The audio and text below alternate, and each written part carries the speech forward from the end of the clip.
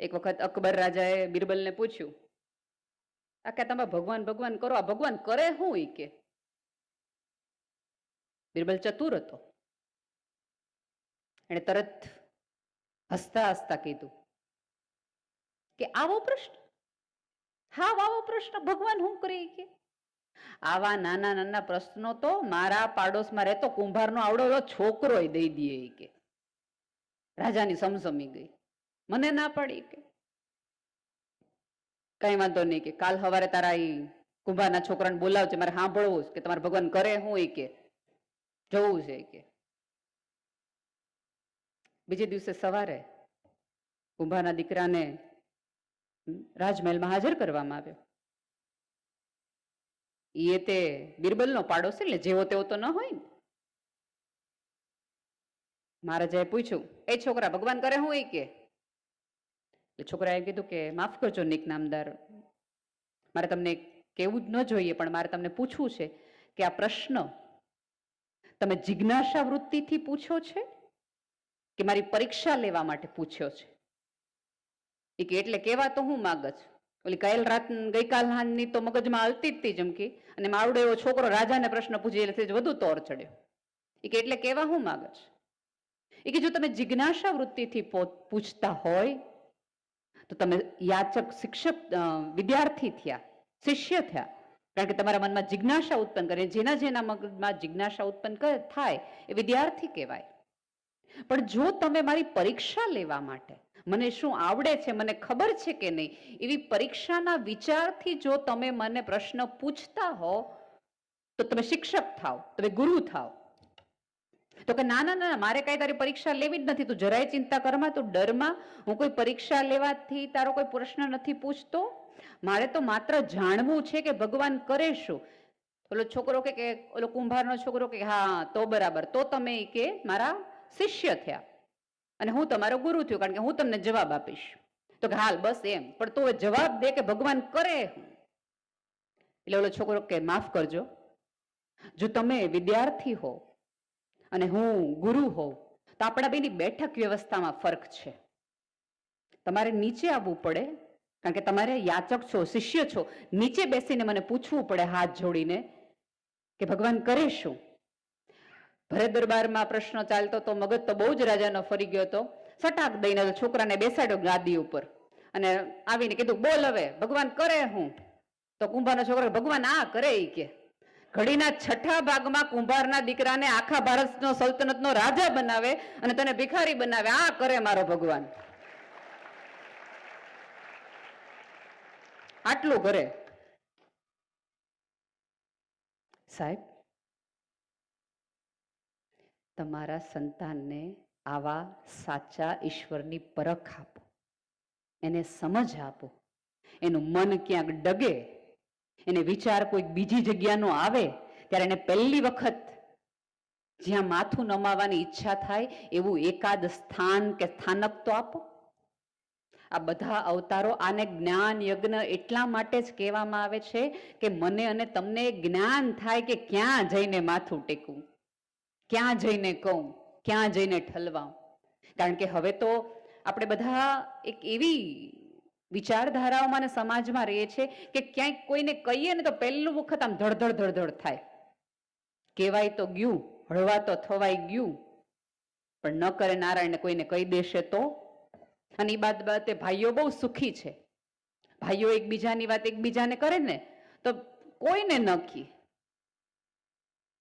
અને બહેનો તરત એમ કે ખબર નહીં આપણને કઈ કહે નહીં, બધું આમ જ રાખે.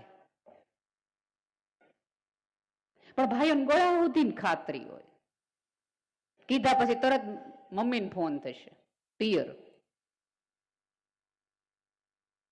બહેનોને મારી નમ્ર વિનંતી છે, માત્ર ઢાંકવાનું શરીર ન હોય, કોકની આબરૂ આમ જ નહીં, કોકની વાતની આબરૂ પણ ઢાંકવાની જ હોય. ઈશ્વરે આપણને સાડીનો છેડો માથે એટલા માટે આપ્યો છે કે કોકની વાત પણ આપણે ઢાંકી શકીએ. ગર્ભ આપણને એટલા માટે નથી આપ્યો કે માત્ર આપણે સંતાન જણી શકીએ, આપણને એટલા માટે આપ્યો છે સાહેબ, અસ્તિત્વ આખો ગરબાનો આખો જે છે ને એ વાત જ એવા માટે છે કે એમાંથી પ્રકાશ જ આવવો જોઈએ બહાર. નવરાત્રિમાં આપણે જ્યારે કરીએ ત્યારે તમને ખબર છે કે એમાંથી પ્રકાશ જ બહાર આવે છે. એનો અર્થ એ છે કે તમારી અંદરથી પ્રકાશ જ બહાર આવવો જોઈએ, કોઈ ખરાબ વાત કે કોઈ વિચાર નહીં.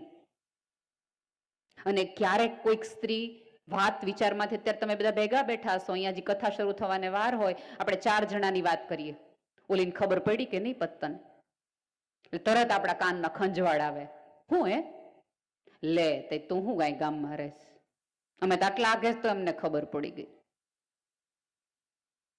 એવા સમયે તમારા ભણેલ ગણેલ, તમારા સંસ્કારી હોવાનું, તમારું ધાર્મિક હોવાનું, ઈશ્વરમાં માનતા હોવાનું લક્ષણ એ છે કે તમે એ સ્ત્રીને જાહેરમાં કહો કે બેન આ બધાની વાત કરીને હજી તો ધરાતી નથી, આ તને થઈ આવતીકાલ આની છે, આવતીકાલ તારી કોઈક વાત હશે કે જે બહાર આવશે. આપણે આદિમાનવ નથી કે જેને ખબર ન પડતો. આટલા ધર્મોની સ્થાપના જ ઈશ્વરે એટલા માટે કરી કે માણસ સુસંસ્કૃત થઈને, ઈશ્વરનું શ્રેષ્ઠ સર્જન થઈને બહાર આવે. ઈશ્વરને ગમતું એક પ્રાણી સૌથી વાલું, કે જેને સમજ આપી, બુદ્ધિ આપી, પ્રજ્ઞા આપી, શેરિંગ આપ્યું, સ્માઇલ આપી. પણ આ બધાનો ઉપયોગ મેં તને કર્યો શું? કેવી રીતે કર્યો? અન્યને પછાડવામાં, અન્યને હરાવવામાં. જ્યાં સુધી કોકની ખરાબ વાત કરીને તમને જીવવામાં મજા આવતી હોય ત્યાં સુધી તમારો રામ ક્યારેય રાજી નહીં થાય. જ્યાં સુધી અન્યને પછાડીને, કોકની નિષ્ફળતા જોઈને તમને આનંદ આવતો હોય ત્યાં સુધી તમને જીવન સમજાણું જ નથી. ક્યાંક. અને સૌથી મહત્વની વાતો બીજી કે આમાં કેટલા બધા લોકો એવા હશે કે જે લગ્નની ઉંમરોમાં હશે. આપણે સામાન્ય રીતે આપણે આવા બધા મેળાઓમાંથી આપણને કોકની દીકરી ગમે, કોકનો દીકરો ગમે, એટલે આપણે વિચાર કરીએ અને એક આપણે બધાને એવું થાય કે આપણી દીકરીઓ કેમ બીજી જ્ઞાતિમાં જાય છે, બીજી જ્ઞાતિમાં જાય છે, એવો વિચાર સહજતાથી આવે. પણ ક્યારે આપણે વિચાર કર્યો છે કે આપણી જ્ઞાતિના દીકરાઓમાં એવી કઈ તકલીફ છે જેના કારણે દીકરીઓને બહાર જવાની ઈચ્છા થાય છે અથવા બીજી બહાર રીતે જાય છે? અને આપણે કેમ આપણી જ્ઞાતિનું મહત્વ આપણી દીકરીઓના કાનમાં ન નાખી શક્યા? શું કામ? હું કહું, અત્યારે ધારો કે આપણે સરસ રીતે બેઠા છીએ, પછી ઘરે જઈએ, પહેલું વાક્ય બોલે આપણી નાતની એક આ બહુ તકલીફો, આપણી જ્ઞાતિમાં આ બહુ એક મોટી પ્રોબ્લેમ છે, આપણી જ્ઞાતિમાં આ બહુ તકલીફ છે. એટલે ઓલું કુમળું મન જે છે એ મગજમાં ભરી લે છે કે આપણી જ્ઞાતિની આ તકલીફ છે, આપણા જ્ઞાતિના પુરુષોની આ તકલીફ છે. આપણી વચ્ચે સ્વામીજી ઉપસ્થિત છે, એમને આવકાર અને વંદન છે. પધારો. આપણે એમને ખૂબ બધી તાળીઓથી વધાવી લઈએ.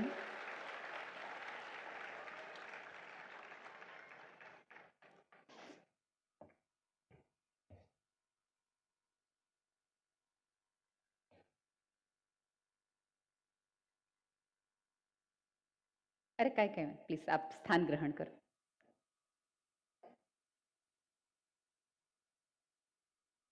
ધન્યવાદ. જેમના જ્ઞાનનો તમને સૌને આ દિવસોમાં અનેક વખત લાભ મળવાનો છે, એમણે કીધું કે બેન ચાલુ રાખો. પણ હવે કેમ કેવું કે ચાલુ તો વર્ષોથી છે, હવે સ્થિર થવાની થોડીક અમારે બધાને જરૂર છે.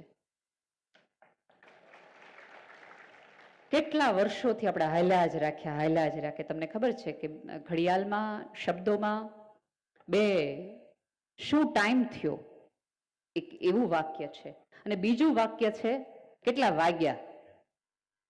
વાગ્યા છે ને એ તો માર્મિક છે.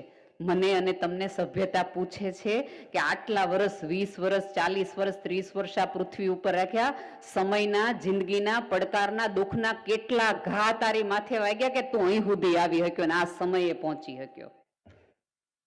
આ મેટાફર છે.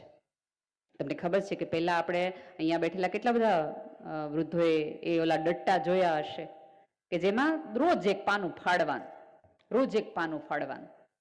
એ પાનું ફળાતું હતું ને ત્યારે આપણું મન આપણને એમ કહેતું હતું કે આજ દિવસ હાવ નકામો ગયો, પસ્તી થઈને હું વહી જઈશ. આપણને યાદ રહેતું હતું. હવે તો આપણે તારીખ ખ્યાલ જ નથી રાખતા કે જેથી આપણને યાદ રહે કે આપણે આ પૃથ્વી પર કાયમી થવા માટે નથી આવ્યા, પસાર થવા માટે આવ્યા છે. આપણે આ જગતને જીતવા માટે નહીં, જીવવા માટે આવ્યા છે. જાણે અજાણે સફળતાની એક એવી દોડ આપણા સૌની અંદર પ્રવેશી ગઈ કે આપણા ધર્મમાંથી મળતી આપણે સાર્થકતાને ભૂલી ગયા. બાકી જીવવાનું તો સાર્થકતા માટે, સફળતા તો એની મેળે આવતી હતી. અને આપણી માટે સફળતા એટલે અન્ય દ્વારા આપેલું મેડલ નહીં, પોતાના દ્વારા, પોતાના વ્યક્તિઓ, પોતાના સમાજ, પોતાની એક વ્યક્તિઓના આધારે અપાતું મેડલ છે. અહીંયા મેડલની જ જ્યારે વાત નીકળી